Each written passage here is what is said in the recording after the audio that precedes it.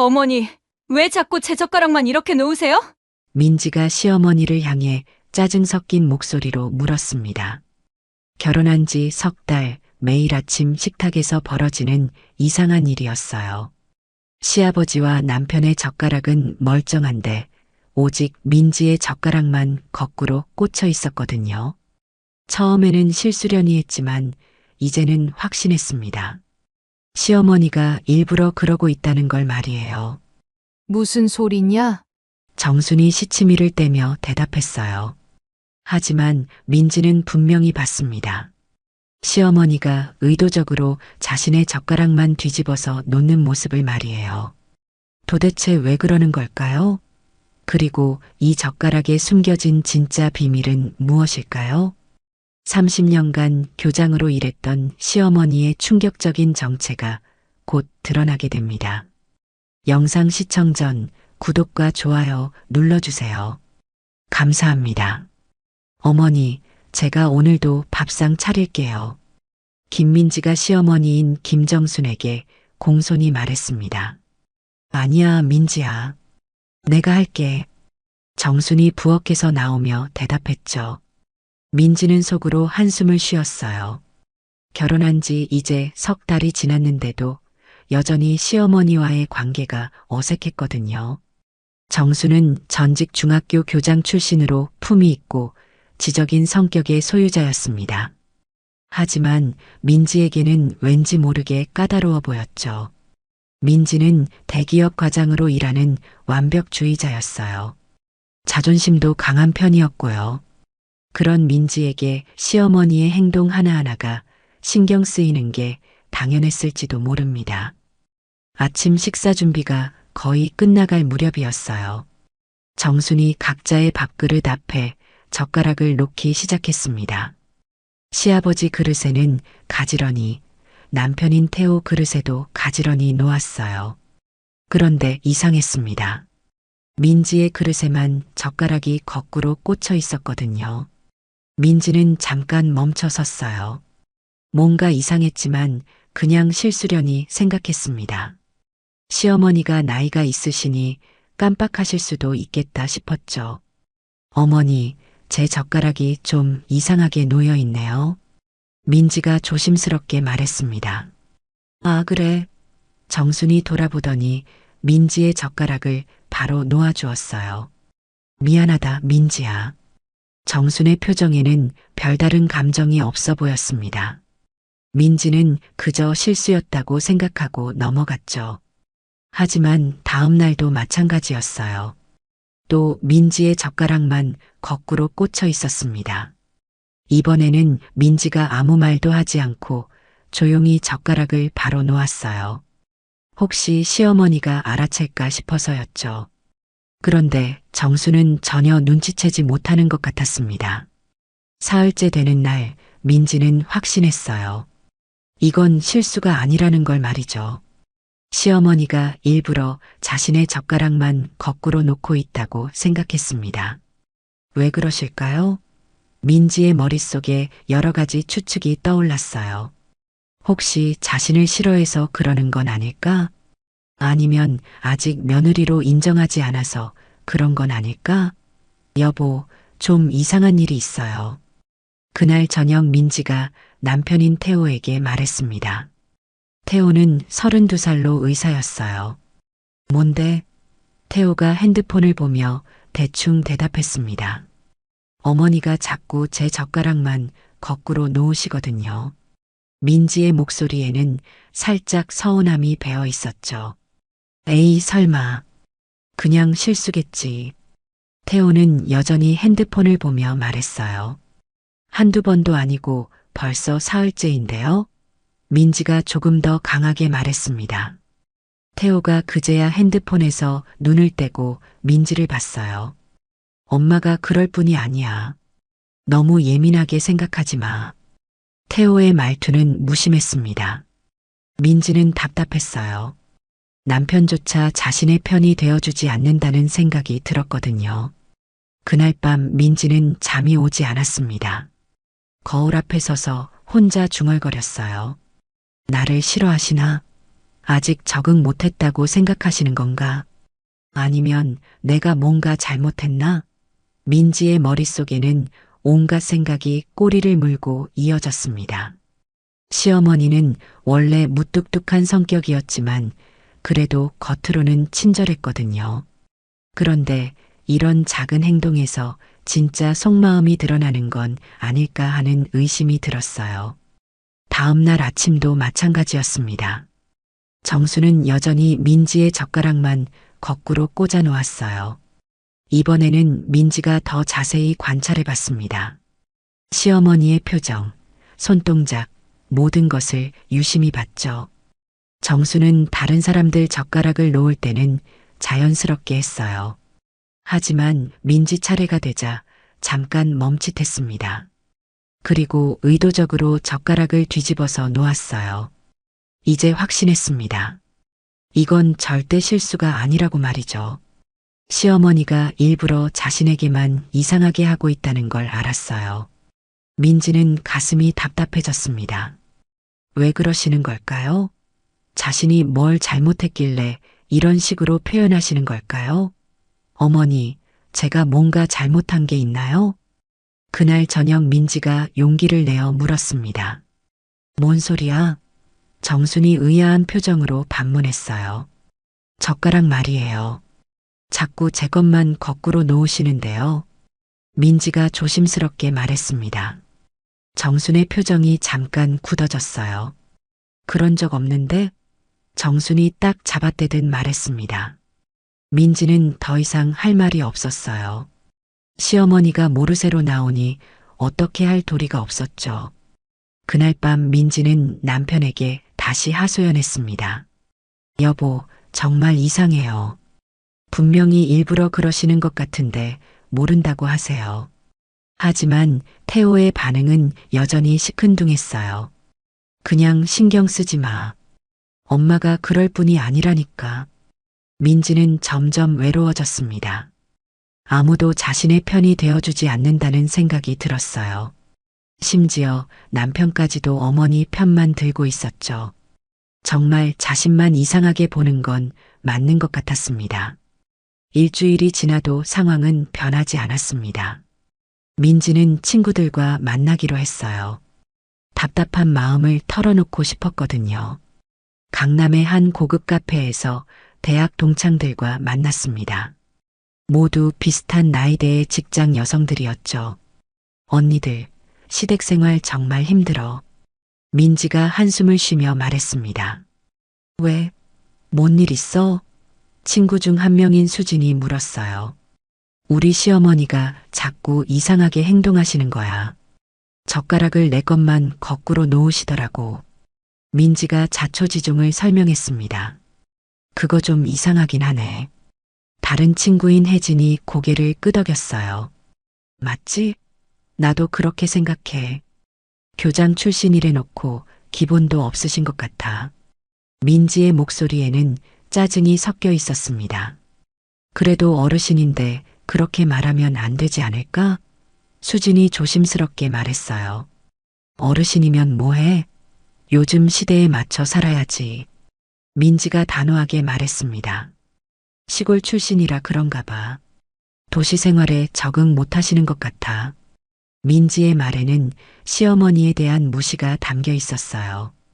그런데 민지의 불만은 여기서 그치지 않았습니다. 친구들 앞에서 더욱 과격한 말들이 쏟아져 나왔어요. 솔직히 말하면 우리 시어머니 정말 이상해. 가끔 멍하니 있을 때도 있고 같은 말을 반복하기도 하고 혹시 치매에 기가 있는 건 아닐까 싶어. 민지가 목소리를 낮춰 말했습니다. 정말? 그럼 병원에 모시고 가봐야 하는 거 아니야? 혜진이 말했어요. 그러고 싶은데 우리 남편이 듣지도 않아. 엄마가 그럴 뿐이 아니라면서. 민지가 화를 내며 말했습니다. 우리 남편도 문제야. 의사라면서 이런 것도 몰라. 엄마 편만 들고 내 말은 들으려고도 안 해. 민지가 커피를 한 모금 마시며 말했어요. 정말 답답해 죽겠어. 시어머니도 이상하고 남편도 답답하고 민지의 불만은 시어머니에서 남편으로 이어졌습니다. 친구들은 조금씩 불편한 기색을 보였지만 민지는 계속 불만을 쏟아냈어요. 우리 시어머니 옷 입는 것도 진짜 촌스러워. 요즘 누가 그런 옷을 입어? 시장에서 파는 싸구려 같은 걸로만 입고 다니시더라고. 그날 저녁 집에 돌아온 민지는 여전히 기분이 좋지 않았어요. 태호가 병원에서 늦게 들어왔습니다. 어떻게 지냈어? 태호가 피곤한 목소리로 물었어요. 별로. 민지가 시큰둥하게 대답했습니다. 식사 시간이 되자 정순이 다시 젓가락을 놓기 시작했어요. 역시나 민지의 것만 거꾸로 꽂혀 있었습니다. 이번에는 민지가 참지 못했어요. 어머니, 왜 자꾸 제 젓가락만 이렇게 놓으세요? 민지의 목소리에는 짜증이 배어 있었습니다. 뭐가 문제야? 정순이 의아한 표정으로 물었어요. 거꾸로 놓으셨잖아요. 다른 사람 것은 멀쩡한데 왜 저만요? 민지가 목소리를 높였습니다. 태호가 개입했어요. 민지야, 엄마한테 왜 그래? 그냥 실수실 수도 있잖아. 실수가 뭐가 실수야? 벌써 일주일째인데? 민지가 태호를 향해 화를 냈습니다. 정수는 말없이 민지의 젓가락을 바로 놓아주었어요. 미안하다. 정순의 목소리는 작았습니다. 하지만 민지에게는 그것조차 짜증났어요. 진심으로 미안해하는 건지 그냥 상황을 모면하려는 건지 알 수 없었거든요. 다음 날부터 민지는 시어머니의 모든 행동을 의심스럽게 보기 시작했어요. 정순이 가끔 멍하니 있거나 같은 말을 반복하는 것도 더욱 자주 눈에 띄기 시작했습니다. 민지야, 밥 먹어라. 정순이 말했습니다. 네, 어머니. 민지가 대답했어요. 그런데 몇 분 후 정순이 또 같은 말을 했습니다. 민지야, 밥 먹어라. 이번에는 민지가 이상하다고 생각했어요. 방금 전에도 같은 말씀 하셨는데요. 민지가 말했습니다. 그랬나? 정순이 당황스러워했어요. 민지는 속으로 생각했습니다. 역시 뭔가 이상하시구나. 혹시 치매에 기가 있으신 건 아닐까? 그렇다면 젓가락 일도 그냥 증상일 수도 있겠다고요. 하지만 동시에 다른 생각도 들었어요. 혹시 일부러 그러는 건 아닐까? 자신을 골탕 먹이려고 말이죠. 며칠 후 민지는 직장 동료와 점심을 먹으며 또 이 이야기를 했습니다. 언니, 우리 시어머니 정말 이상해. 자꾸 이상한 행동을 하시는 거야. 민지가 답답해하며 말했어요. 어떤 행동인데? 동료가 물었습니다. 젓가락을 거꾸로 놓으시고 같은 말을 계속 반복하시고 혹시 치매 아닐까 싶기도 하고 그럼 병원에 모시고 가보지 그래? 동료가 제안했어요. 그러고 싶은데 우리 남편이 듣지도 않아. 엄마가 그럴 뿐이 아니라면서. 민지가 한숨을 쉬었습니다. 정말 답답해 죽겠어. 왜 나만 이상하게 보는 건지 모르겠어. 사실 민지는 시어머니에 대한 불만이 점점 커지고 있었어요. 젓가락 일뿐만 아니라 다른 것들도 신경 쓰였거든요. 정순이 옛날 이야기를 할 때마다 시대에 뒤떨어진다고 생각했고 요리 방식도 구식이라고 여겼습니다. 심지어 정순이 입는 옷도 촌스럽다고 생각했어요. 어머니, 요즘은 그런 옷 안 입어요. 어느 날 민지가 정순에게 말했습니다. 뭐가 문제야? 정순이 자신의 옷을 내려다보며 물었어요. 너무 구식인 것 같아서요. 요즘엔 이런 스타일이 유행이에요. 민지가 자신의 옷을 가리키며 말했습니다. 나는 이게 편해. 정순이 담담하게 대답했어요. 하지만 민지에게는 그것도 고집스럽게 보였습니다. 왜 변화를 받아들이려 하지 않으실까? 왜 자꾸 옛날 방식만 고집하실까? 민지의 시어머니에 대한 편견은 점점 깊어져 갔습니다. 한 달 후 민지의 친정 어머니인 이순자가 시댁을 방문하기로 했습니다. 순자는 65세로 작은 사업을 하고 있었어요. 성격이 화려하고 돈 자랑하기를 좋아했습니다. 민지는 어머니가 오신다는 소식에 조금 걱정됐어요. 순자의 성격을 잘 알고 있었거든요. 사모님, 안녕하세요. 순자가 명품 핸드백을 들고 현관에 들어서며 정순에게 인사했습니다. 어서 오세요. 정순이 공손하게 맞이했어요. 순자는 집안을 둘러보며 품평하기 시작했습니다. 아이고, 집이 참 아담하네요. 순자의 말투에는 은근한 무시가 섞여 있었어요. 차 한 잔 드릴게요. 정순이 부엌으로 가며 말했습니다. 아이고, 번거롭게 하지 마세요. 순자가 말했지만 정순은 이미 차를 우리고 있었어요. 순자는 거실을 더 자세히 살펴봤습니다. 사모님, 아직도 이런 오래된 그릇 쓰세요? 순자가 찬장 안의 그릇들을 보며 말했어요. 오래 쓴 거라 정이 들어서요. 정순이 차를 가져오며 대답했습니다. 우리 민지 시집 보낼 때 새 그릇 세트 사드릴 걸 그랬네요. 요즘 나온 걸로 말이에요. 순자가 자신의 경제력을 은근히 자랑했어요. 하지만 순자의 자랑은 여기서 그치지 않았습니다. 우리 동네는 요즘 개발이 많이 되고 있어서 땅값이 많이 올랐거든요. 우리 집도 시세가 많이 올랐어요. 이번에 차도 새로 샀는데 수입차로요. 순자의 자랑은 끝이 없었어요. 민지는 어머니의 행동이 민망했지만 어쩔 수 없었습니다. 정수는 말없이 차를 마셨습니다. 순자의 말들이 모두 자신을 깎아내리는 것처럼 느껴졌지만 참고 있었어요. 점심 준비를 할 시간이 되자 정순이 부엌으로 갔어요. 순자도 따라갔습니다. 제가 도와드릴게요. 순자가 말했지만 실제로는 감시하는 것 같았어요. 사모님은 요리를 참 옛날식으로 하시네요. 요즘엔 이런 조미료도 나왔는데 순자가 자신이 가져온 비싼 조미료를 꺼내며 말했습니다. 이게 더 익숙해서요. 정순이 조용히 대답했어요. 하지만 순자는 계속 자신의 방식을 강요했습니다. 이렇게 하면 더 맛있어질 텐데.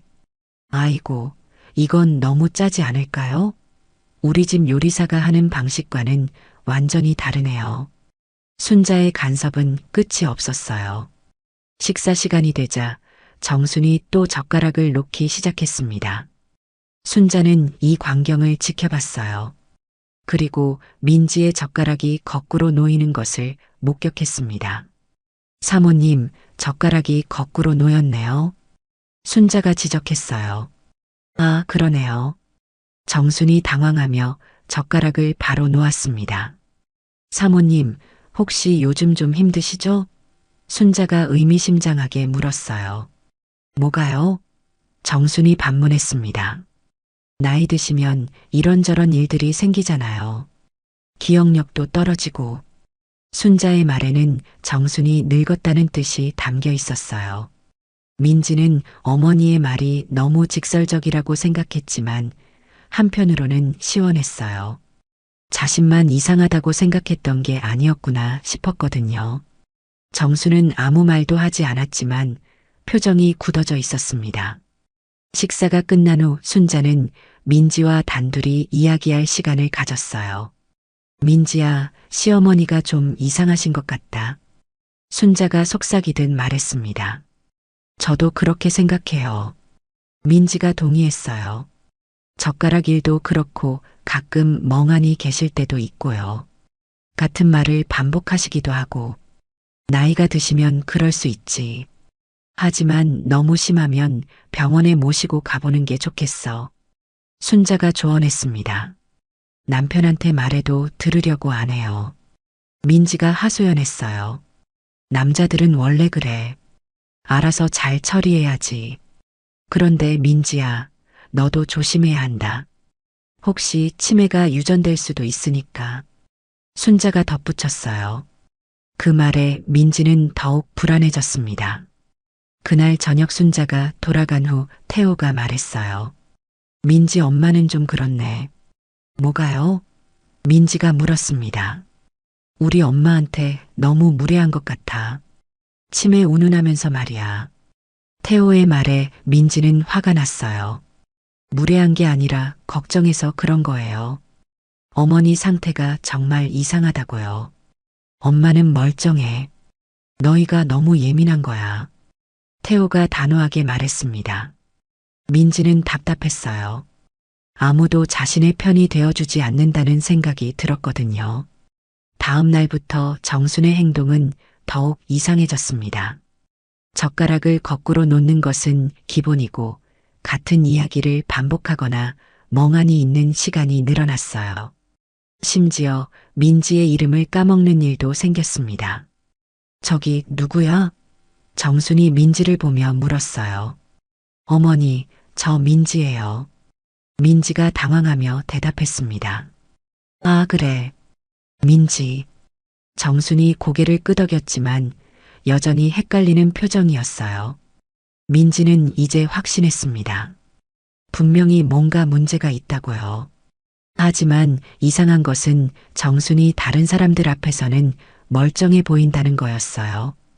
태호나 시아버지와 이야기할 때는 정상적이었거든요. 오직 민지 앞에서만 이상한 행동을 보였습니다. 2달 후 큰 가족 모임이 있었습니다. 태호의 형과 형수, 그리고 그들의 자녀들까지 모두 모였어요. 정수는 오랜만에 온 가족이 모인다고 해서 기뻐했습니다. 그동안 준비한 음식들을 정성스럽게 차렸어요. 어머니, 음식이 정말 많네요. 형수가 감탄하며 말했습니다. 오랜만에 다 모이니까 좋아서 말이야. 정순이 환하게 웃으며 대답했어요. 모두들 자리에 앉아 식사를 시작했습니다. 식사 중간에 정순이 옛날 이야기를 꺼냈어요. 우리 때는 말이야, 교육이 정말 중요했거든. 아이들한테 예의범절부터 가르쳤지. 정순이 자신의 교장 시절 이야기를 했습니다. 요즘 아이들은 너무 버릇이 없어. 어른 말씀도 잘 안 듣고. 하지만 민지가 끼어들었어요. 어머니, 요즘은 그런 구식 교육은 안 통해요. 아이들 인격을 존중해줘야 하거든요. 민지의 말투에는 정순의 교육 철학을 무시하는 뉘앙스가 담겨 있었어요. 태호도 거들었습니다. 엄마, 시대 좀 따라가세요. 요즘 애들은 다 달라요. 체벌은 완전히 금지됐고 아이들 의견을 존중해줘야 한다고요. 정순의 표정이 굳어졌어요. 하지만 아무 말도 하지 않았습니다. 형과 형수는 어색한 분위기를 느끼며 주제를 바꾸려 했어요. 그런데 민지는 계속했습니다. 요즘 교육 트렌드는 완전히 바뀌었어요. 옛날 방식으로는 아이들이 스트레스만 받죠. 창의성도 떨어지고 자존감도 낮아져요. 민지가 더욱 강하게 말했습니다. 그러게 말이야. 태호가 민지 편을 들었어요. 우리 병원에 오는 아이들 보면 다들 스마트하더라고. 엄마 세대랑은 완전히 다르지. 인터넷으로 뭐든 찾아보고 질문도 많이 하고. 태호의 말에는 어머니 세대를 깎아내리는 의미가 담겨 있었어요. 정수는 점점 작아지는 느낌이었습니다. 자신이 평생 몸담았던 교육 분야에서조차 인정받지 못하는 것 같았어요. 그래도 기본적인 예의는 가르쳐야 하지 않겠니? 정순이 조심스럽게 말했습니다. 예의는 강요하는 게 아니라 자연스럽게 배우는 거예요. 민지가 단호하게 말했어요. 억지로 가르치면 오히려 반발만 생기죠. 어머니 같은 구식 교육 때문에 우리나라 교육이 망가진 거 아닐까요? 민지의 말은 정순의 교육 방식이 잘못됐다는 뜻으로 들렸어요.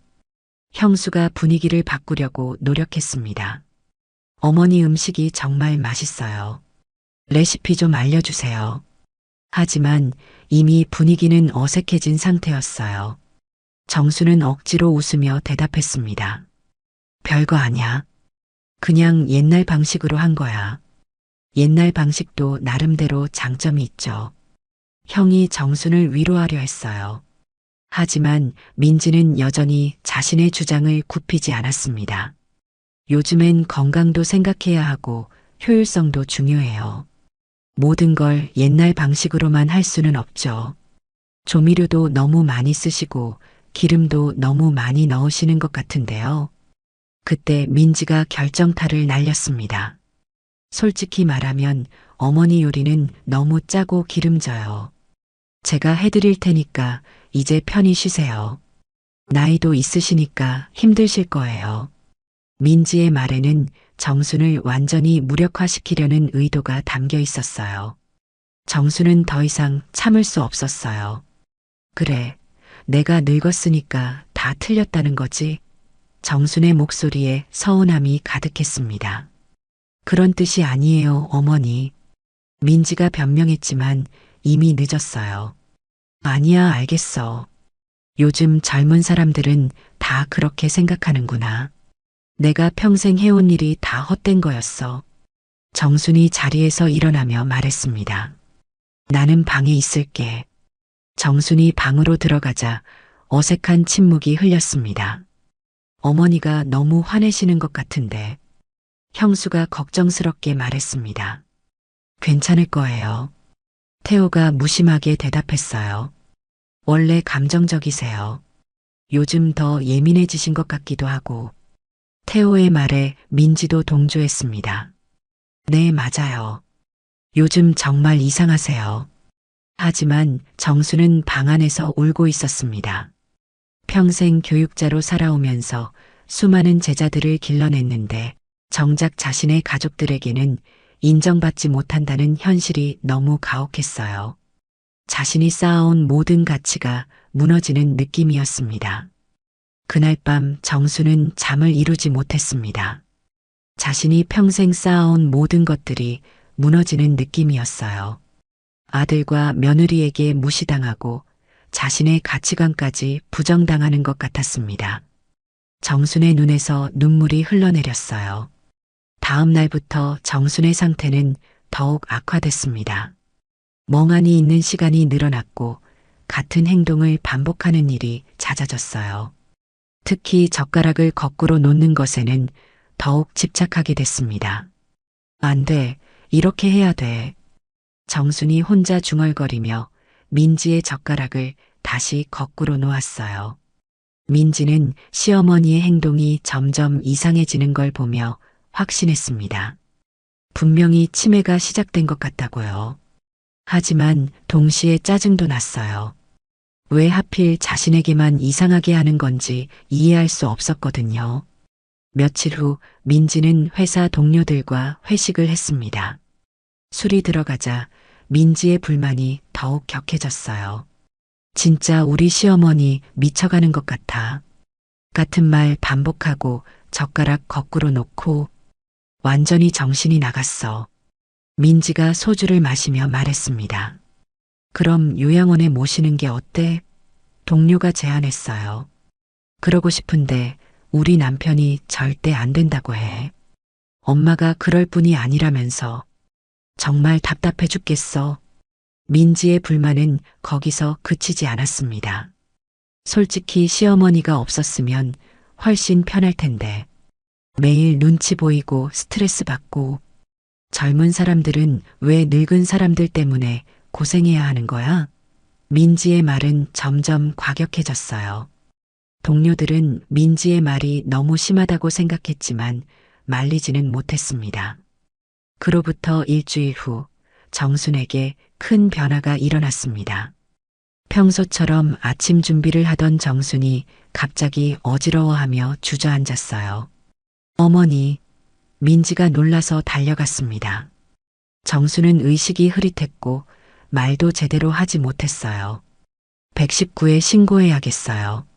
민지가 급히 전화를 걸었습니다. 곧 구급차가 도착했고 정수는 응급실로 실려갔어요. 태호도 급히 병원으로 달려왔습니다. 엄마 상태가 어때? 태호가 의료진에게 물었어요. 여러 검사를 해봐야겠습니다. 의사가 대답했어요. 일단 응급 상황은 아닌 것 같지만 정확한 진단이 필요해요. 뇌 MRI와 인지능력 검사를 해보겠습니다. 태호와 민지는 초조하게 기다렸습니다. 평소에는 시어머니 때문에 스트레스를 받았지만 막상 이런 일이 생기니 걱정이 됐어요. 몇 시간 후 검사 결과가 나왔습니다. 의사가 가족들을 불러 설명했어요. 경도인지장애 진단이 나왔습니다. 쉽게 말해서 초기 치매 증상이라고 보시면 돼요. 태호가 충격을 받았습니다. 치매라고요? 네, 아직 초기 단계라 일상생활에는 큰 지장이 없습니다. 하지만 기억력이나 판단력에 문제가 생길 수 있어요. 의사가 자세히 설명했습니다. 민지는 복잡한 기분이었어요. 자신이 의심했던 게 맞았다는 안도감과 동시에 시어머니에 대한 미안함이 들었거든요. 그런데 의사가 이상한 말을 했습니다. 환자분이 계속 젓가락 이야기를 하시네요. 며느리 젓가락은 꼭 거꾸로 놓아야 한다고. 뭔가 중요한 의미가 있는 것 같은데 혹시 아시나요? 태호와 민지는 서로를 바라봤어요. 그냥 요즘 이상한 행동을 하셨어요. 민지가 대답했습니다. 치매 증상인 줄 알았는데. 하지만 의사는 고개를 갸우뚱했어요. 치매 환자분들도 나름의 이유가 있어서 특정 행동을 하시거든요. 완전히 의미 없는 행동은 아닐 거예요. 그런데 이상한 것은 환자분의 인지능력 검사 결과가 생각보다 좋다는 겁니다. 치매라기보다는 극심한 스트레스에 의한 일시적 증상일 가능성이 높아요. 그때 병실로 한 사람이 찾아왔습니다. 정순의 옛 제자인 김영호 선생님이었어요. 50대 중반의 중학교 교사였습니다. 선생님 소식 듣고 급히 왔어요. 영호가 걱정스러운 표정으로 말했습니다. 고마워, 영호야. 정순이 힘없는 목소리로 대답했어요. 선생님 괜찮으시죠? 영호가 정순의 손을 잡으며 물었습니다. 그런데 영호가 이상한 말을 했어요. 선생님, 혹시 젓가락 이야기 하셨다면서요? 의사 선생님께서 그러시더라고요. 태호와 민지가 주목했습니다. 젓가락이 뭐가 중요한 거죠? 태호가 물었어요. 영호가 설명하기 시작했습니다. 제가 중학생 때 선생님께서 해주신 이야기가 있어요. 새댁 젓가락을 거꾸로 놓는 이유에 대해서요. 정순의 눈이 조금씩 또렷해졌습니다. 아, 그 이야기. 정순이 작은 목소리로 중얼거렸어요. 어떤 이야기인데요? 민지가 궁금해하며 물었습니다. 영호가 회상하며 말했어요. 30년 전쯤이었나? 선생님께서 우리에게 옛날 어른들의 지혜에 대해 이야기해 주셨거든요. 그때 정순이 힘겹게 입을 열었습니다. 우리 할머니가 그러셨어. 새댁의 젓가락은 거꾸로 놓아야 한다고. 그래야 시집살이 하면서 다른 사람 눈치 보지 말고 자신만의 자리를 지킬 수 있다고. 남의 밥그릇에 손대지 않도록 구별해 주는 거라고 하셨지. 정순의 목소리는 떨렸지만 또렷했어요. 민지는 깜짝 놀랐습니다. 그런 의미가 있었다는 걸 전혀 몰랐거든요. 태호도 마찬가지였어요. 엄마, 그럼 왜 그냥 말씀 안 하셨어요? 태호가 물었습니다. 말해봤자 요즘 젊은 사람들은 이해 못할 거라고 생각했어. 구식이라고 하면서 무시할 게 뻔하잖아. 정순이 씁쓸하게 웃었어요. 영호가 더 자세히 설명했습니다. 선생님께서 그때 말씀하시길 옛날에는 새댁이 시댁에서 제일 약한 존재였대요. 그래서 할머니들이 새댁을 보호하는 나름의 방법이 있었다고.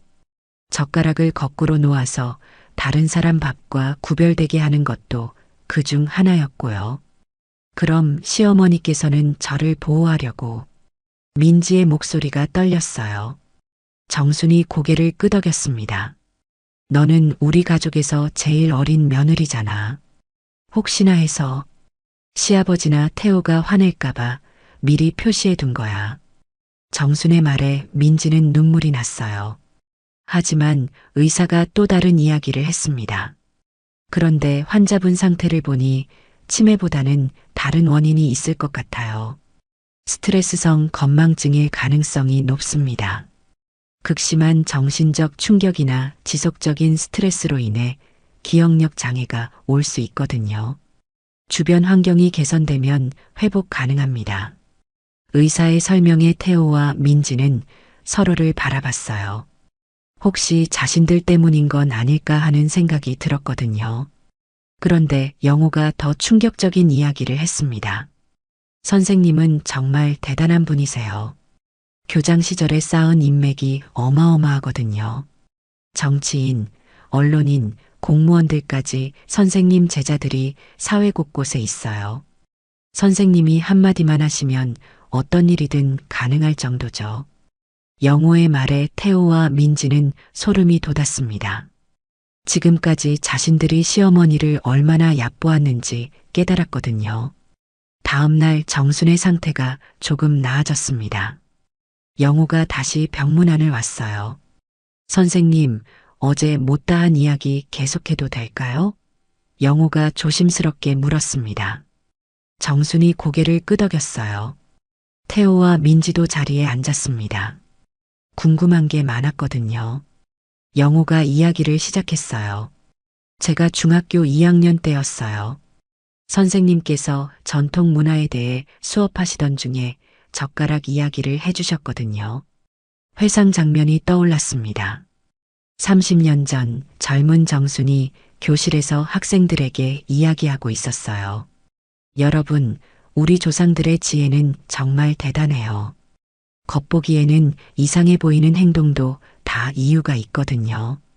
젊은 정순의 목소리는 활기차고 자신감이 넘쳤어요.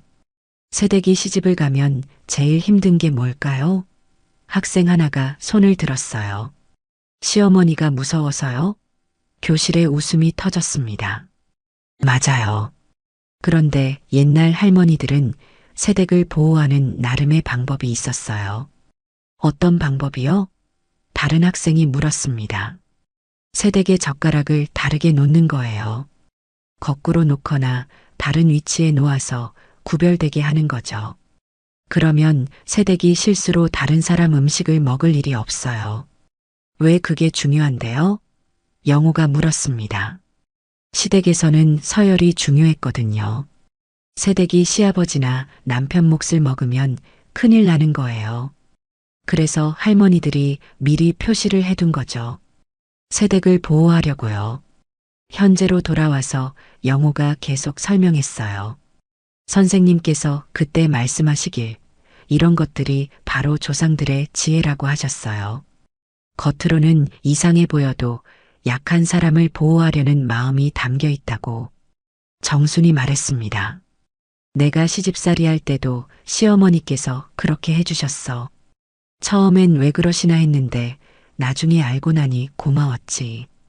그래서 나도 민지에게 똑같이 해준 거야. 정순의 목소리에는 애정이 담겨 있었어요.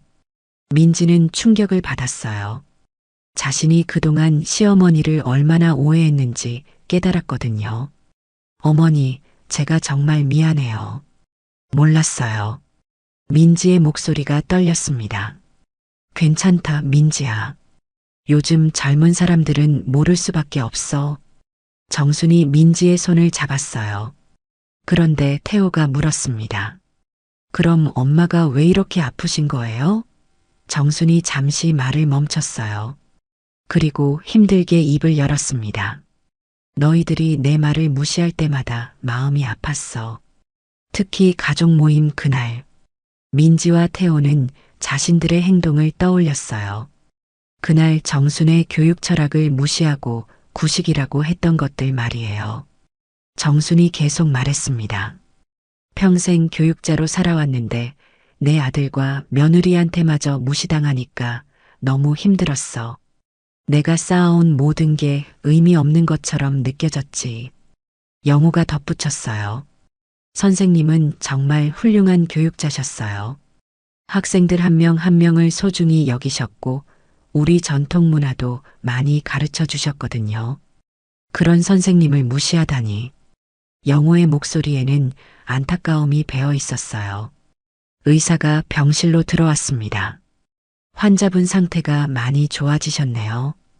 가족분들과 대화를 나누시니까 확실히 달라 보여요. 정신적 스트레스가 주원인이었던 것 같습니다. 적절한 치료와 가족의 관심이 있으면 완전히 회복 가능해요.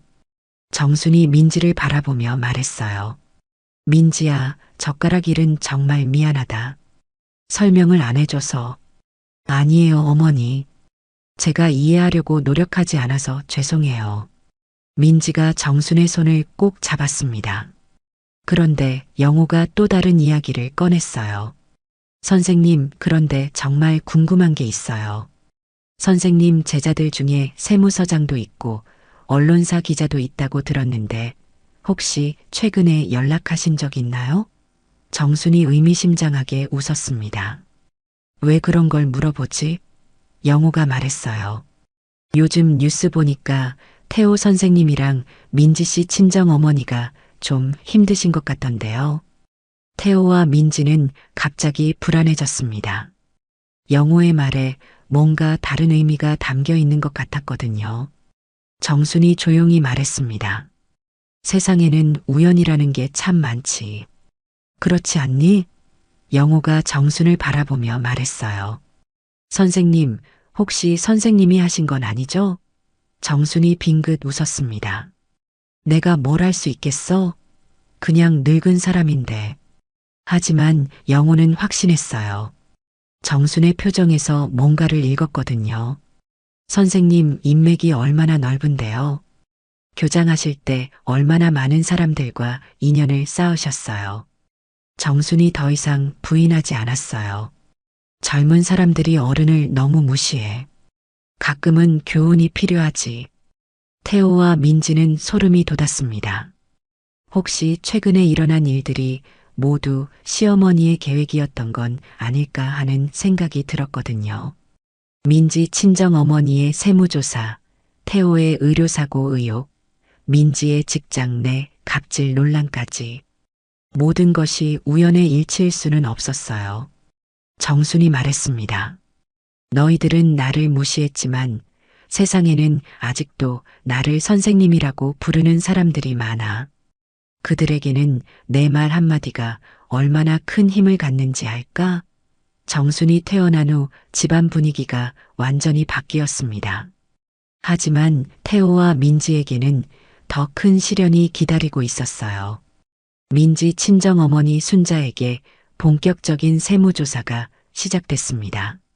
처음에는 단순한 신고로 시작된 것 같았지만 조사가 깊어질수록 순자의 탈세 규모가 상당하다는 것이 드러났어요.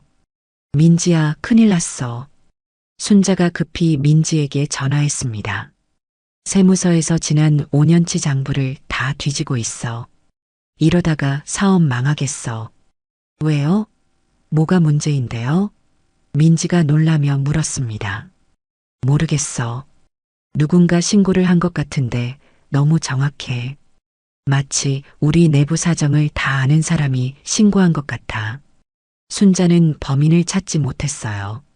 하지만 정수는 조용히 미소를 지었습니다. 그날 저녁 정수는 영호에게 전화를 걸었어요. 영호야, 세무서장 김 과장 안부 좀 전해줘. 내가 안부 인사 전한다고. 정순의 목소리에는 만족감이 배어 있었어요. 그 다음 주에는 태호에게 더 큰 문제가 생겼어요. 과거 태호가 담당했던 환자 가족들이 갑자기 나타나서 의료사고 의혹을 제기한 거였습니다. 5년 전 수술 과정에서 태호의 실수로 환자가 후유증을 겪었다는 내용이었어요. 당시에는 조용히 넘어갔던 일인데 갑자기 언론에 보도되기 시작했습니다. 태호는 당황했습니다. 왜 갑자기 이런 일이? 병원 원장이 태호를 불러 조사에 들어갔어요. 환자 가족 측에서 공식적으로 문제를 제기했고 의료진 내부에서도 당시 태호의 판단이 잘못됐다는 증언이 나왔습니다. 민지도 직장에서 큰 문제에 직면했어요. 후배들을 괴롭혔다는 제보가 회사 윤리 경영팀에 들어온 거였습니다. 평소에 민지가 후배들에게 했던 갑질들이 모두 상세하게 기록되어 있었어요. 회식 자리에서 후배들에게 술을 강요한 일 업무를 떠넘기면서 자신의 성과로 가로챈 일, 심지어 후배들의 사생활까지 간섭했던 일들이 모두 드러났습니다. 민지는 인사팀에 불려가서 조사를 받아야 했습니다. 누가 이런 걸 신고했을까요? 제보 내용이 너무 구체적이고 정확해서 내부 고발자가 있는 것 같았어요. 이 모든 일들이 우연일까요? 태호와 민지는 점점 의심스러워졌지만 증거가 없었어요. 정수는 여전히 조용했습니다. 하지만 가끔 의미심장한 미소를 지었어요. 어느 날 영호가 또 찾아왔습니다. 선생님, 요즘 뉴스 보셨어요? 태호 선생님이랑 민지 씨, 그리고 친정 어머니까지 모두 힘드신 것 같던데. 영호가 걱정스럽게 말했습니다. 그러게 말이야. 참 안 됐어. 정순이 담담하게 대답했어요. 그런데 영호가 직접적으로 물었어요.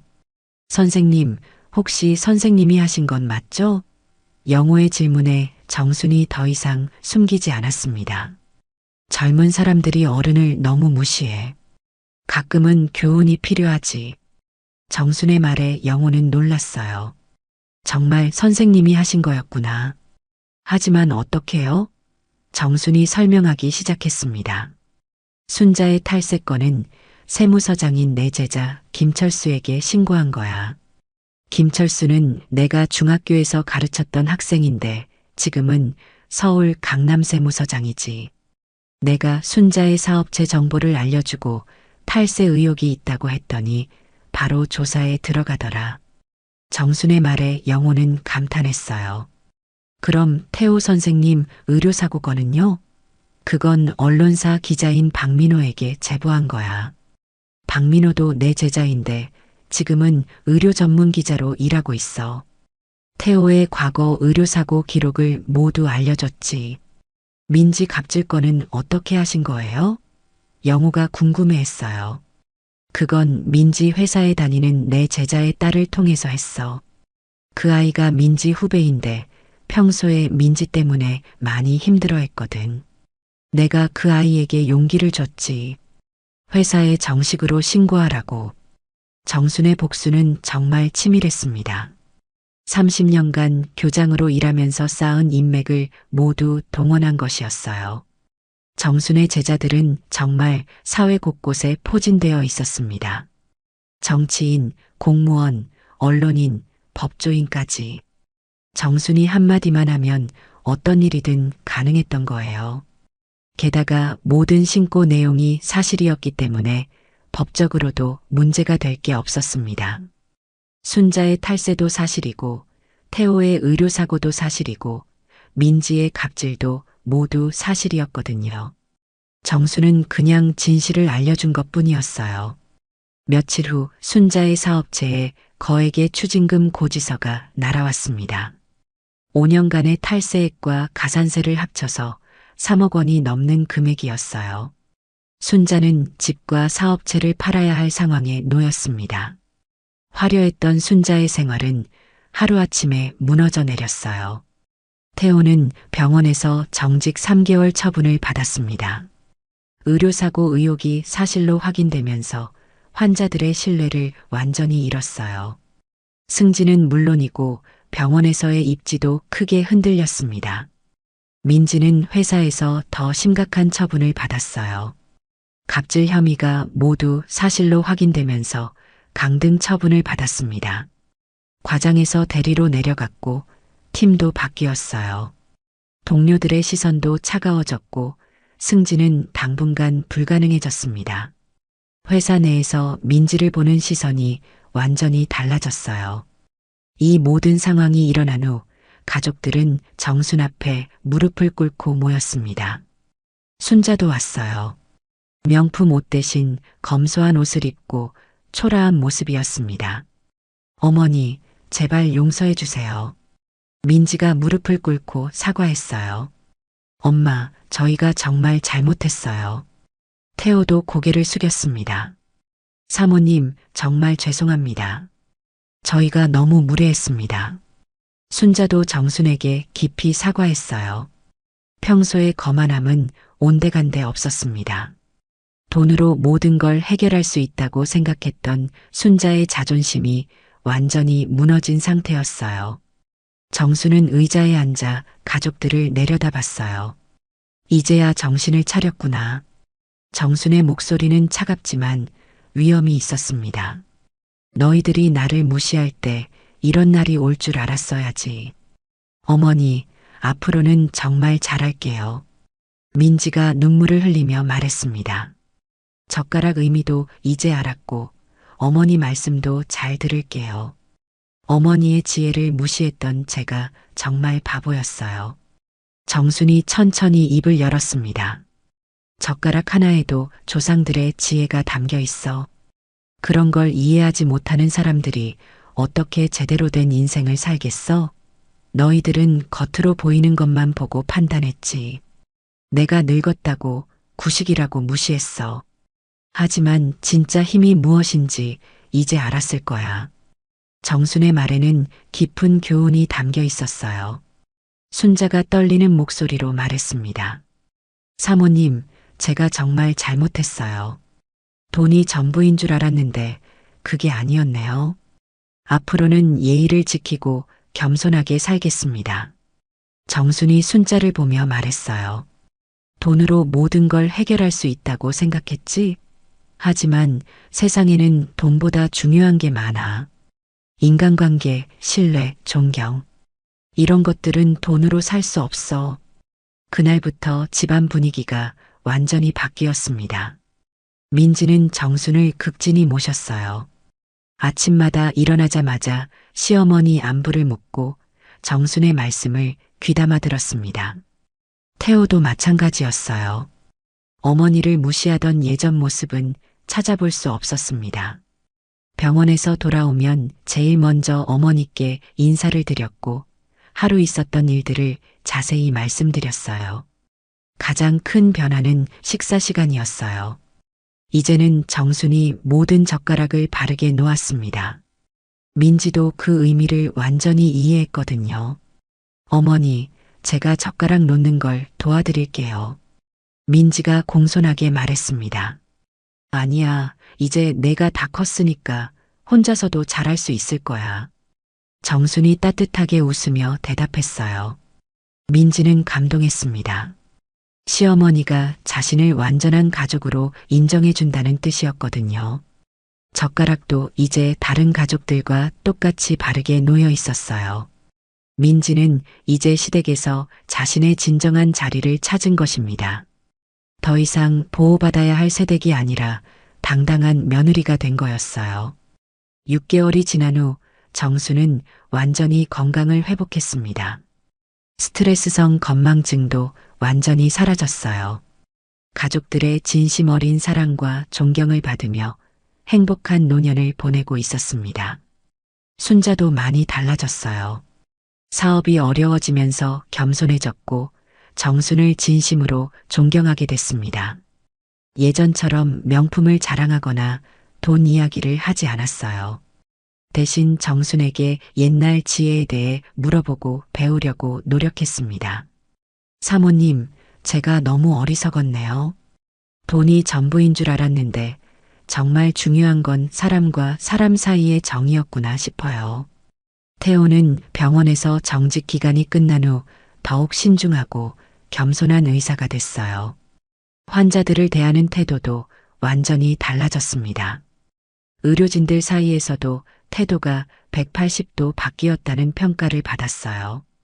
과거에는 자신의 실력을 과신했지만 이제는 항상 신중하게 진료했습니다.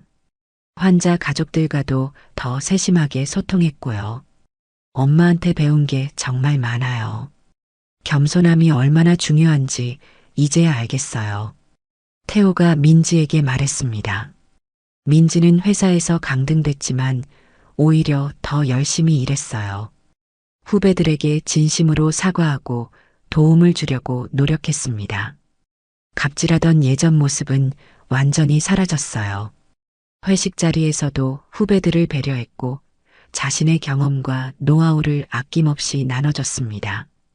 처음에는 후배들이 의심스러워했지만 시간이 지나면서 민지의 진심을 인정하기 시작했어요. 과장님 정말 많이 변하셨어요. 예전에는 무서웠는데 이제는 정말 존경스러워요. 후배 하나가 민지에게 말했습니다. 어느 날 저녁 온 가족이 모여 식사를 했어요. 모든 젓가락이 바르게 놓여 있었고 화기애애한 분위기였습니다.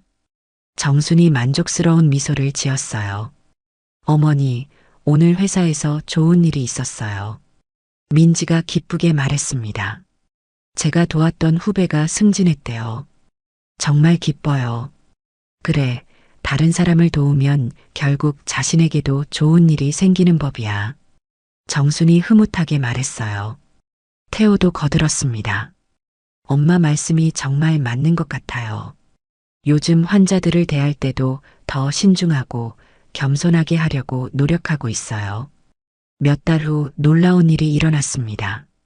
민지가 다시 승진했어요. 회사에서 민지의 변화를 인정해 준 거였습니다. 리더십이 완전히 달라졌다는 평가를 받았어요.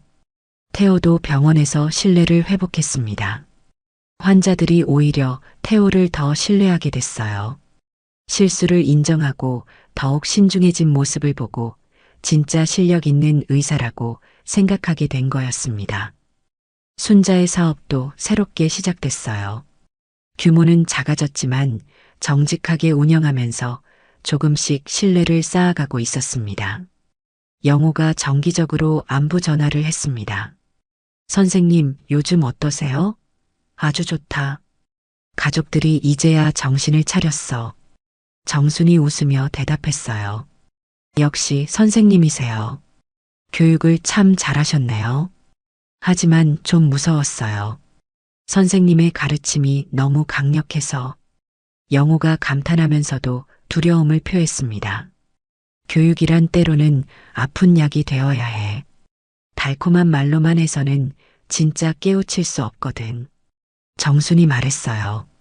1년 후 정순은 자신의 교육 철학에 대한 책을 쓰기 시작했습니다. 젓가락에서 시작된 지혜라는 제목으로 우리 전통 문화에 담긴 깊은 뜻들을 소개하는 내용이었어요. 민지와 태호가 적극적으로 도왔습니다. 어머니의 지혜를 더 많은 사람들이 알았으면 좋겠다고 생각했거든요.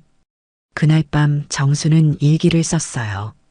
오늘은 정말 행복한 하루였다. 가족들이 나를 존경하고 사랑해준다. 젓가락 하나로 시작된 일이 이렇게 좋은 결과를 가져올 줄 몰랐다. 진정한 가족이 무엇인지 모두가 깨달았다. 세상에는 모르는 것이 너무 많습니다. 특히 어른들의 지혜를 말이에요. 겉으로 보기에는 이상해 보이거나 구식인 것 같아도 그 안에는 깊은 뜻과 사랑이 담겨 있을 수 있어요. 함부로 무시했다가는 큰 코 다칠 수 있습니다.